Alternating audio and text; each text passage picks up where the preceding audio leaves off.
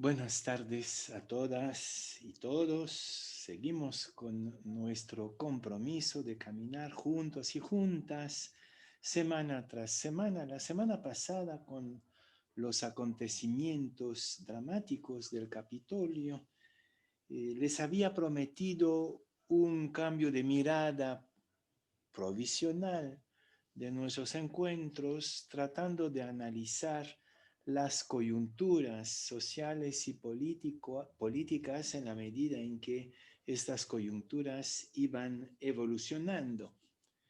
Pero desde la toma de poder del presidente Biden en Estados Unidos, parece que las tensiones de la coyuntura se han detenido, se han detenido.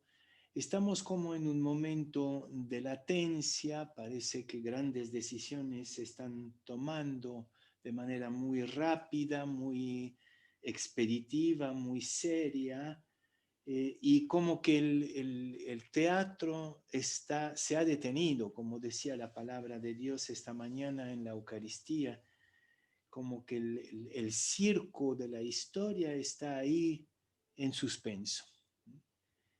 Creo que muchos de nosotros, y escucho eso desde diferentes lugares, muchos de nosotros quisiera creer que la crisis política del mundo se ha superado, que la polarización de los extremismos se está desmoronando, desinflando.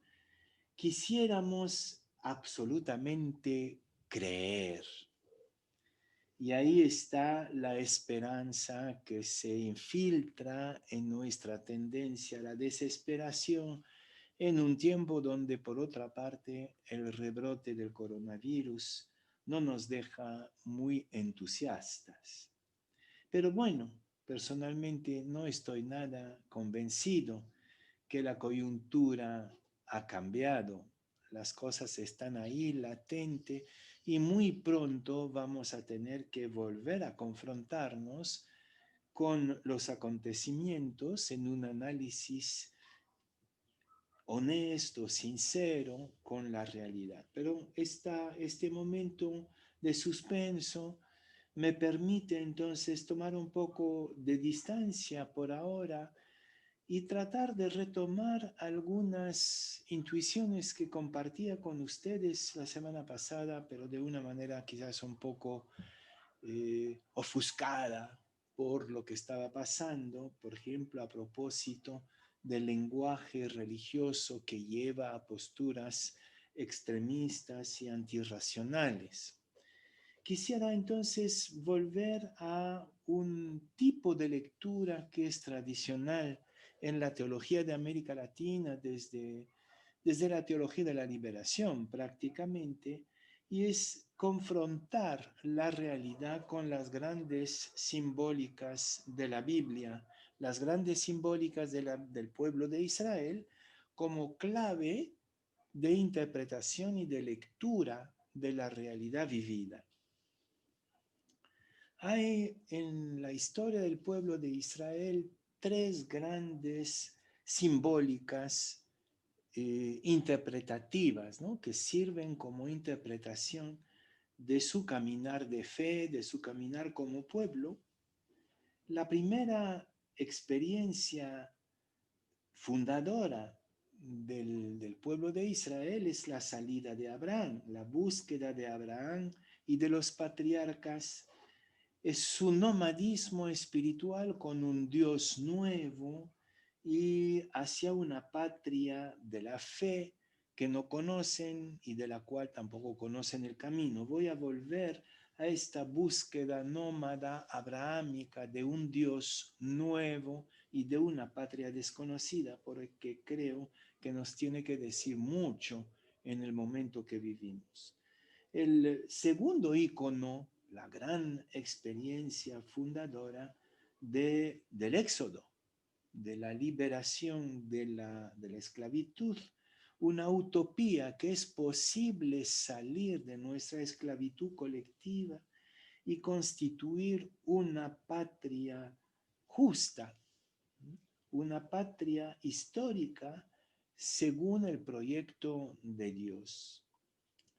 Y la tercera experiencia fundadora como la consecuencia, de cierta manera, de la experiencia del exilio, del éxodo, es el exilio precisamente. El exilio tiene varias interpretaciones y también la teología latinoamericana se ha prestado a interpretar coyunturas particulares del pasado desde la clave del exilio. No estoy totalmente seguro hoy que el exilio tenga la significación que se le dio hace 20, 30 años atrás, cuando América Latina estaba atravesada por una ola de violencia terrorista. Voy a tratar, al contrario, de hacer una lectura del exilio según la interpretación de los profetas. Varios profetas consideran que el exilio es la consecuencia fatal, dramática, de una pérdida de rumbo del pueblo, como si el pueblo se hubiera extraviado en el camino y hubiera perdido el rumbo del proyecto inicial de Dios al salir de Egipto. Todo esto evidentemente es una simbólica. Quisiera, por mi parte, en este momento referirme a esta lectura profética del exilio para dialogar con lo que vivimos. Leer el exilio a la luz de la coyuntura actual o la coyuntura actual a la luz del exilio, al contrario, como consecuencia de una pérdida de rumbo, de un extravío del proyecto original de la humanidad y de Dios. Y después de esto, les invitaré a un retorno a la precariedad abrahámica del Dios nuevo. Indudablemente desde más de un año, o desde un año prácticamente, pero para rato parece todavía, estamos haciendo una terrible experiencia de la pérdida de lo esencial. Acuérdense del Salmo 136, al borde de los ríos de Babilonia, a las orillas de los ríos de Babilonia, estábamos sentados llorando porque lo habíamos perdido absolutamente todo, por lo menos lo que nos parecía esencial en nuestra identidad de pueblo de Dios, dice los salmos. Pérdida de la nación, pérdida del templo, pérdida del reino. Solo queda Dios, solo queda su palabra. No hay rey, no hay templo, no hay nación. ¿Y cómo no sentirnos en esta orfandad, esta situación de pérdida de criterios esenciales, como les decía la semana pasada? Ante esta pérdida, este duelo, estas lágrimas a las orillas de los ríos de Babilonia, estamos urgidos, creo yo, a una profunda experiencia de purificación y de silencio. Es la hora de reinventarnos en lo esencial, de despedir lo que se nos ha quitado, porque no basta que se nos haya quitado la nación, el rey, la religión, el templo, todavía tenemos que despedirlo, porque en el Salmo 136 parece que el pueblo no logra despedirse de lo perdido. Y podríamos estar todavía en eso cuando presenciamos las protestas contra el confinamiento o las fiestas multitudinarias que arriesgan la salud de los demás. Es como si no lográramos despedirnos de lo perdido. Entonces, sí es muy importante despedirnos de lo perdido para quedarnos con lo que realmente vale, lo que es lo esencial. Y si nos referimos a la experiencia espiritual del pueblo de Israel en Babilonia, descubrimos tres cosas, dos fundamentalmente, dos o tres. La primera es el nacimiento de una sabiduría alejada de las categorías religiosas del Israel triunfante, de la monarquía, del templo, de Jerusalén, y más bien una sabiduría que nace al calor del diálogo con el otro, del diálogo humilde con el otro. Esta sabiduría nacida en Babilonia va a dar nacimiento al judaísmo, es decir, la historia de la fe del pueblo después de la desaparición del templo y de la desaparición definitiva del clero, como ya lo hemos trabajado en otras oportunidades. El judaísmo es el fruto de esta nueva sabiduría en diálogo con el otro, visto en primer lugar como un opresor, como el que te ha quitado lo perdido, pero visto poco a poco también como un interlocutor. Esto va a dar nacimiento a una corriente de sabiduría muy profunda, muy bella, que también va a tener eco en el diálogo más tarde, mucho más tarde, con la cultura griega en Alejandría, por ejemplo. Entonces, primero esta nueva sabiduría en diálogo, y lo voy a retomar dentro de un momento, pero con la pérdida y la despedida de la pérdida, las dos cosas a la vez, lo que brota también es una nueva experiencia profética y mística. La mística y la profecía que brotan de Babilonia, del exilio en Babilonia, es una profecía, una mística totalmente desconectada de lo institucional. Y creo que vamos hacia ahí también nosotros.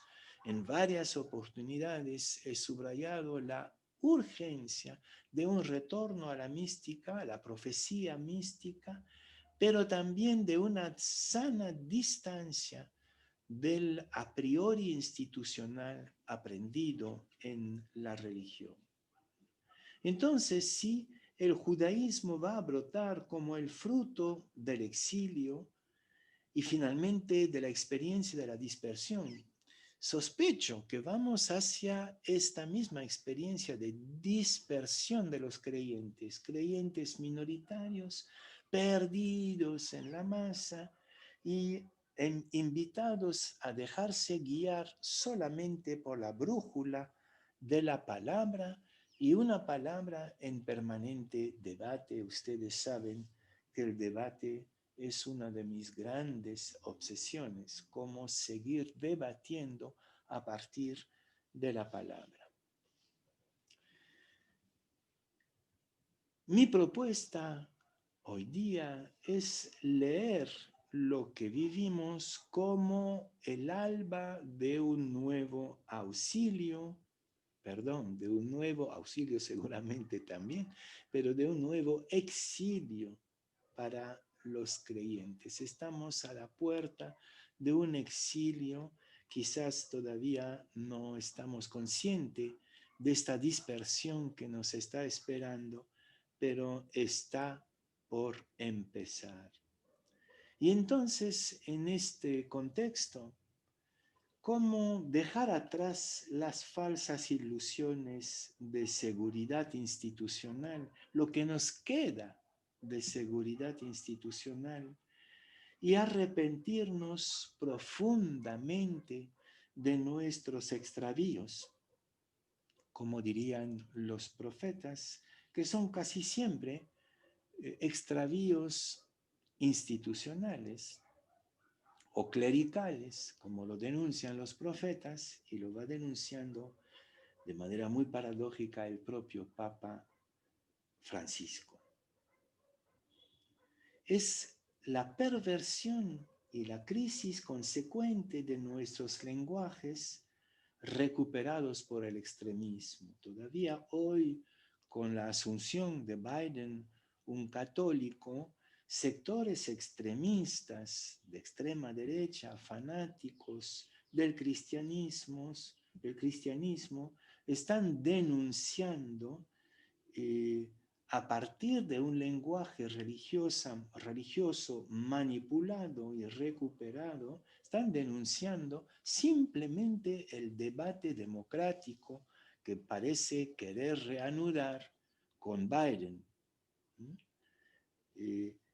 Parece que el debate, simplemente el debate de diferencia, sea un pecado mortal para esta manipulación del discurso religioso. Entonces es muy necesario dejar nuestros lenguajes extremistas y reconstruir como el pueblo en Babilonia una sabiduría conectada con la ciencia, de la misma manera que, que el pueblo de Israel tuvo que dialogar y debatir con la sabiduría de Babilonia y más tarde la sabiduría helenística, nos toca de una vez, francamente, de una vez, dialogar con la ciencia y conectar la sabiduría con la ciencia.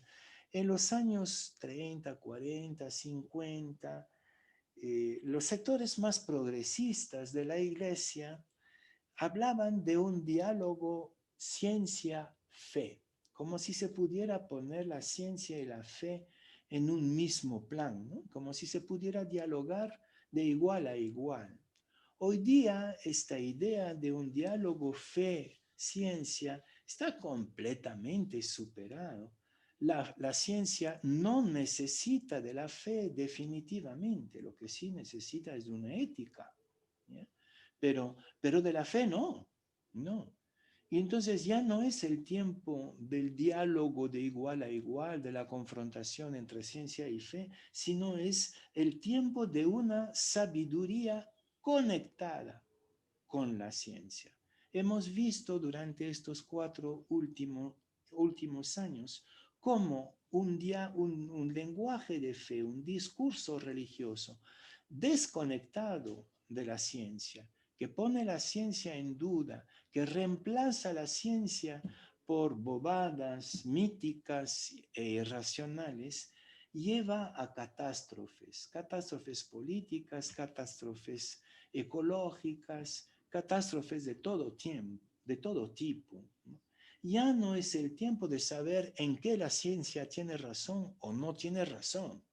Se trata de rearticularnos con la ciencia porque esto es indispensable para volver a una racionalidad que sea verdaderamente amor a la humanidad en todo sentido. Y ahí entran una serie de realidades de la ciencia o de los derechos humanos. Hace algunos meses algunos sectores de la iglesia se escandalizaban porque en esa perspectiva de debate, de sabiduría en debate, el Papa Francisco había proclamado que las personas homosexuales tenían derecho a una protección social desde los estados. Y esa es típicamente una postura de sabiduría en diálogo con la realidad.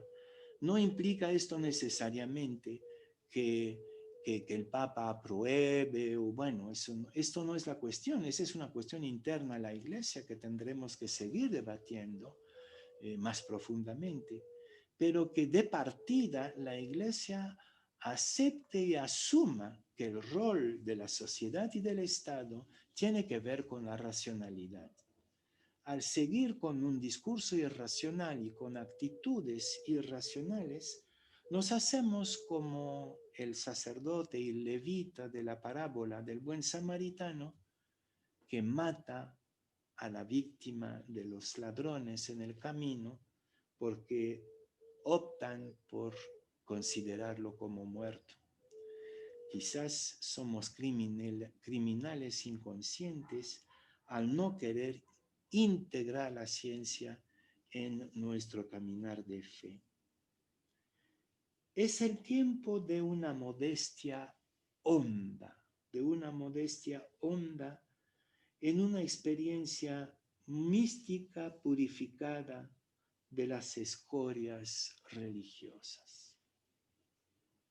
Es el tiempo de una modestia honda, de una experiencia mística purificada de las escorias religiosas. Y entonces estamos aprendiendo hoy una nueva, estamos haciendo un nuevo descubrimiento que llamaría la condición de extranjero. El creyente es por vocación un extranjero, una doble condición de extranjero.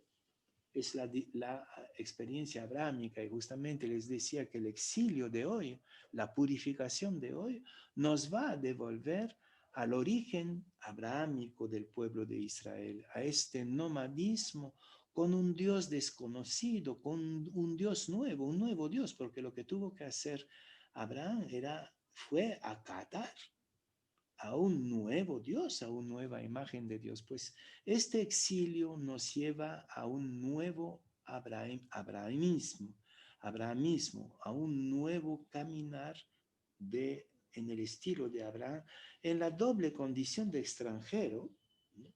Extranjero en el mundo, sentimos nuestra distancia, nuestra extrañeza frente a los comportamientos mundanos. Esta mañana San Pablo nos hablaba del circo, del teatro absurdo del mundo que está llegando a su fin. Nos sentimos extraños ahí, pasajeros, ¿no? Peregrinos, pero también cada vez más extranjeros en nuestra propia iglesia. Y eso quizás es más doloroso.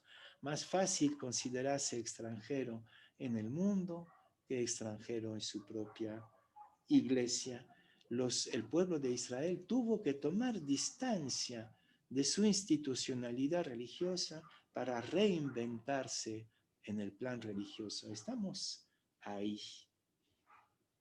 Concluyo entonces, haciendo síntesis de todo lo que les estoy compartiendo, la pandemia como un exilio forzado y una invitación a retornar a Ur en Caldea, es decir, a reemprender la conversión sucesiva de Abraham, adoptando un nuevo Dios y adoptado por este nuevo Dios, el punto cero de la fe abrahámica.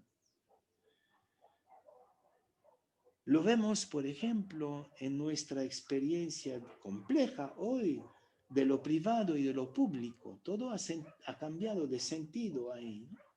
El confinamiento, ya lo hemos dicho en otras oportunidades, ¿no? Nos obliga a una nueva experiencia de la casa, una experiencia nómada. Supongo que muchos de ustedes tienen que pelear para tener la computadora, para poder seguir las clases o dar las clases, mientras el hijo, la hija está con sus propios cursos, en fin. La casa se ha vuelto plaza pública, abrahámica, una casa abrahámica. La prohibición de celebrar en el templo, como ya lo hemos repetido en varias oportunidades, nos invita a un nuevo Dios, a una nueva imagen de Dios, a una nueva creatividad en la expresión comunitaria de la fe, lo que el Papa Juan Pablo II llamaba una fidelidad creativa. Esa es la fidelidad de Abraham, ¿no? Abraham creó, puso su confianza en este Dios desconocido y esto le fue contado como justicia. Si bien es cierto, el exilio de hoy es la consecuencia de nuestras opciones erróneas, tanto como creyentes como ciudadanos también, ¿ya? También es la oportunidad de una nueva alternativa. Tiempo de latencia, tiempo de escucha, de purificación interior, creo que en las semanas que vienen vamos a tener que llevar a la par este proceso interior de sanación, de nuevo camino y la escucha de lo que está pasando en la coyuntura y hacer dialogar y debatir estas dos experiencias paralelas que son una sola.